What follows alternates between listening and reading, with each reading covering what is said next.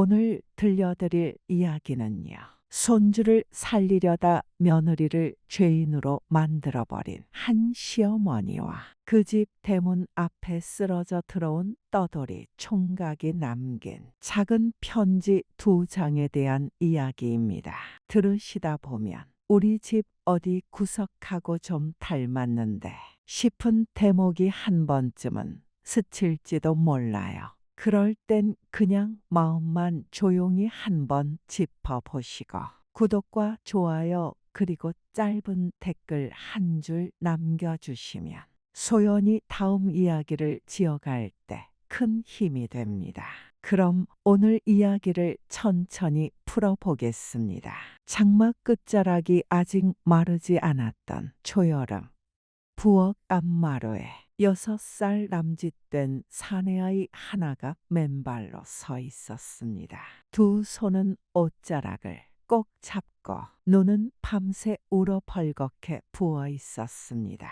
그 앞에 선 사람은 이 집의 어른 강 씨였습니다. 복동아, 저 아래 큰 집에 가면 밥도 3끼 다 먹고 방도 따뜻하다. 겨울에도 발이 시릴 일 없을 거다. 복동은 할머니 치마자락을 더 꼭 붙들었습니다. 할머니도 같이 가요. 방 앞문가에는 복동의 어머니 오기가 서 있었습니다.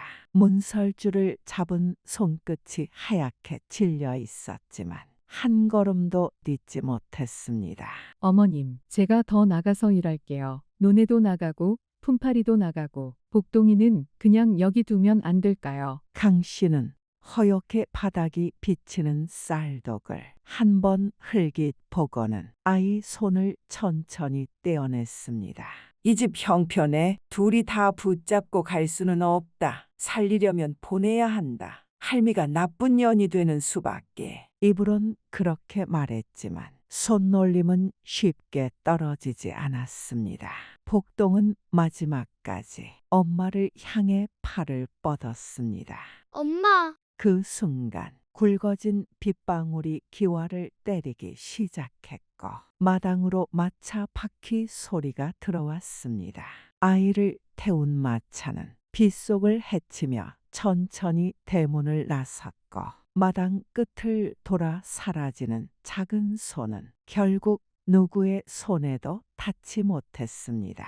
그날 이후 이 집에서는 복동이라는 이름이 입 밖으로 나오지 않게 되었습니다. 몇 해가 흘렀습니다. 집안에는 이제 강 씨와 옥이 둘뿐이었습니다. 아이의 웃음 대신 헛기침과 한숨이 채우는 집이 되었지요. 늦가을 저녁, 감잎이 거의 다 떨어진 마당 위로 서늘한 바람이 스며들고 있었습니다. 부엌에선 된장국이 끓고 있었지만 젓가락을 들 사람은 둘뿐이었습니다. 이 집은 사람이 살아도 산 게 아니다. 쌀독은 늘 바닥이고 아이 하나 없는 집이 무슨 집이냐. 말끝은 늘 오기를 향했습니다.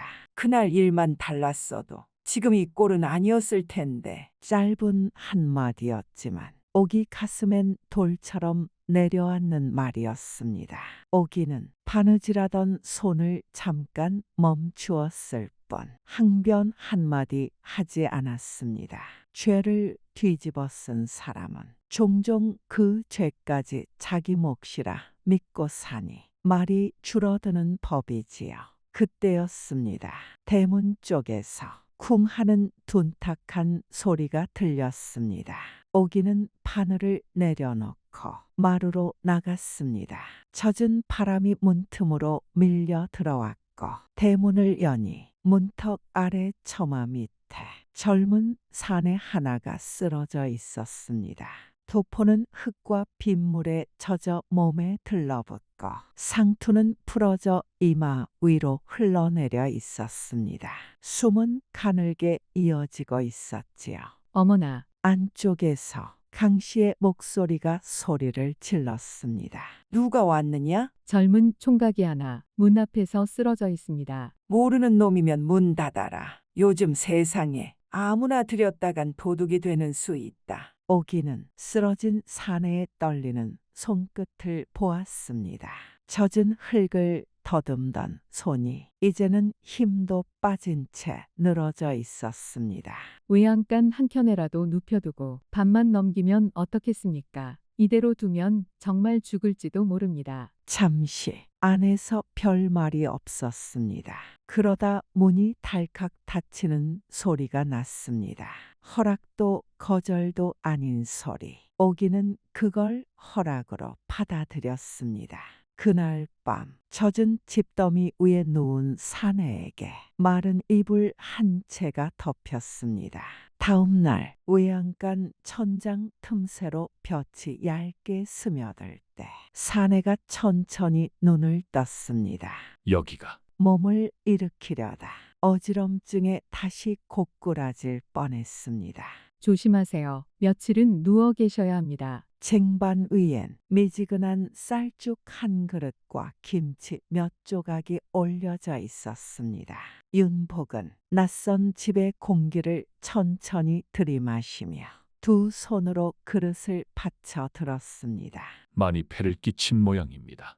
비를 너무 맞으셨습니다. 그대로 두면 사람 하나 잃었다는 말이 나왔겠지요. 짧은 대답이었지만 그래도 문을 닫을 수는 없었다는 뜻이 담겨 있었습니다. 살려주셔서 고맙습니다. 그의 말투는 떠돌이라 하기엔 정갈했습니다. 어딘가에서 예를 배운 듯 끝까지 말을 다 붙이는 습관이 보였습니다. 그날부터 윤복은 몸이 허락하는 대로 일을 거들었습니다. 마당을 쓸고 기운 담장을 곧게 세우고 장독대를 닦고 부러진 울타리를 고쳤습니다. 손놀림만 보면 오랫동안 어느 집에서든 살림을 도왔던 사람 같았습니다. 오기는 물동이를 들고 오르내리다 그 모습을 곁눈질로 보고 문득 이런 생각을 했습니다. 이 총각은 어디 집에서 어떤 인연을 끊고 여기까지 떠밀려온 걸까? 어느 날 장을 보고 온 동네 아주머니가 부침개 한 접시를 들고 찾아왔습니다. 어머니, 오늘 장에 나갔다가 귀가 솔깃한 말을 들었습니다. 세상 말은 늘 시끄럽다. 또 무슨 소리냐? 안악은 방 안을 한번 훑어보고 목소리를 낮췄습니다. 예전에 어머니 댁에서 보냈던 그 아이 있지요. 그 아이를 데려갔던 집에 몇 해 전부터 떠돌이 총각이 드나들었다더군요. 아이 곁을 오래 지키다가 이제는 그 아이 대신 말을 전해주려 한다느니 그런 소리가 돌았습니다. 안악의 눈은 슬쩍 바깥 마당을 향했습니다. 마당 끝에서 윤복이 삽자루를 잡은 채 담장 밑을 고르고 있었습니다. 사람들 말로는 그 총각이 바로 그 사람일 수도 있다더이다. 어디까지나 소문이지만요. 강 씨의 눈빛이 서서히 굳어갔습니다. 이제 와서 무슨 얘기를 더 들으라는 건가? 닫아두었던 방문이 밖에서 서서히 열리는 기분이었습니다. 저녁 보리밥과 된장국이 상 위에 올랐습니다. 늘 둘이 마주 앉던 상에 이제 한 사람이 더 앉게 되었습니다. 잠시 숟가락 소리만 오가던 중 강 씨가 말문을 열었습니다. 이봐, 윤복이라 했지. 낮에 마당에서 복동이란 이름을 입에 올리더구나. 공기가 금세 무거워졌습니다. 윤복은 숟가락을 내려놓고 천천히 고개를 들었습니다. 예, 그 아이와 몇 해를 함께 지냈습니다. 짧은 한마디였지만 세 사람의 가슴에 각기 다른 무게로 내려앉았습니다. 그날 밤 집안은 더 이상 예전처럼 조용하지 않았습니다. 며칠 뒤 윤복은 작은 나무 상자 하나를 꺼냈습니다. 상자 안에는 달고 다른 나무 인형 하나와 종이 두 장이 들어 있었습니다. 첫 번째 종이는 삐뚤삐뚤한 글씨로 가득했습니다. 복동이가 힘이 있을 때 직접 손으로 쓴 글입니다. 글씨는 제가 잡아줬고요. 그는 강 씨와 오기 앞에서 종이를 펼쳐 들었습니다. 할머니, 저는 괜찮아요. 밥도 잘 먹고 잠도 잘 자요. 할머니가 저 때문에 너무 울지 않았으면 좋겠어요. 짧은 문장이었지만 강 씨의 손이 무릎 위에서 천천히 떨리기 시작했습니다. 두 번째 종이는 복동이 누워서 더는 글을 쓰지 못할 때 윤복이 옆에서 들으며 적은 말이었습니다.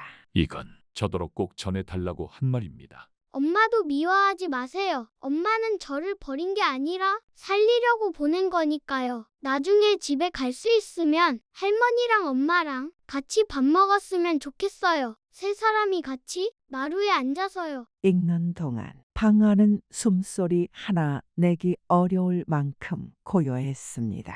그 말을 끝까지 듣고 강 씨는 그대로 마루 끝에 주저앉았습니다. 한참 만에 짧은 한마디가 나왔습니다. 그 애를 보낸 것도 그 뒤로 내게 돌을 던진 것도 다 내 입이었다. 그제야 몇 해 동안 돌려 말하던 원망이 자기에게로 되돌아오는 순간이었습니다. 살리겠다며 쓰면서 그의 마음은 제일 마지막에 생각했구나. 그날 밤 늙은이의 울음이 오래오래 집안을 떠돌았습니다. 이튿날 아침 빗자국이 마른 마당 위로 옅은 햇살이 내려앉았습니다. 강 씨는 부엌 돌계단에 앉아 한참이나 마당을 바라보다가 윤복을 불렀습니다. 죄가 사라진 건 아니다. 그렇다고 모른 척하고 사는 것도 이제는 더 두렵다. 몇 마디 안 되는 말이었지만 오래 버티다 내려놓는 사람의 숨이 담겨 있었습니다. 괴로움은 덮어둔다고 사라지지 않더이다. 알고 끌어안는 것과 안 본 척 피하는 건 살아보면 꽤 다르지요. 강 씨는 씁쓸한 듯 웃었습니다. 배운 게 많구나. 떠돌이 주제에. 그러더니 집 안을 한번 훑어보았습니다. 이 집 허술하다. 기와도 깨지고 사람도 둘뿐이지만 밥 한 그릇 나눌 자리는 있다. 한철쯤은 머물다 가도 되겠다. 그날 오후 마루 한켠에 작은 상 하나가 놓였습니다. 그 위에는 복동의 나무 인형, 편지 2장, 그리고 흰 쌀밥 한 그릇이 올려졌습니다. 강 씨는 그 앞에 앉아 처음으로 또렷하게 이름을 불렀습니다. 복동아, 네가 좋아하던 된장국, 오늘은 좀 덜 짜게 끓여봤다. 할미가 늦게야 내 이름을 다시 부르는구나. 옆에서 오기도 고개를 숙였습니다.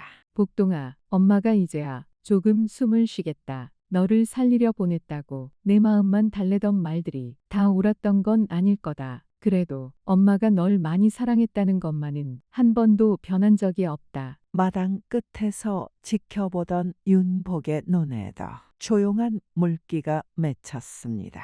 해가 기울 무렵 보리밥 한 상을 앞에 두고 세 사람이 마주 앉았습니다.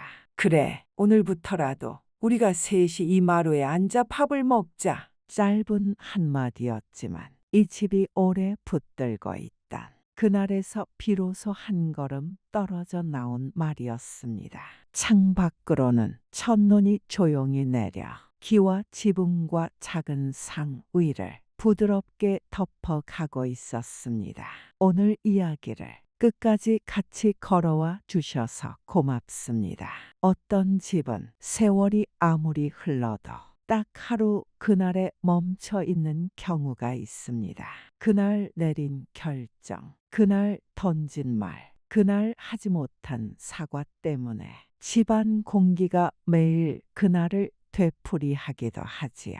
하지만 언젠가는 그 이름을 다시 부르고 그날을 한 번 더 떠올려야만 그 다음 날로 넘어갈 수 있습니다. 혹시 오늘 이야기가 당신 마음속 어딘가에 오래 묵혀두었던 이름 하나를 살짝 떠올리게 했다면 그 마음 그대로 구독과 좋아요, 짧은 댓글 한 줄 남겨주세요. 소연은 다음에도 조용하지만 오래 남는 이야기 한 편 들고 다시 찾아오겠습니다.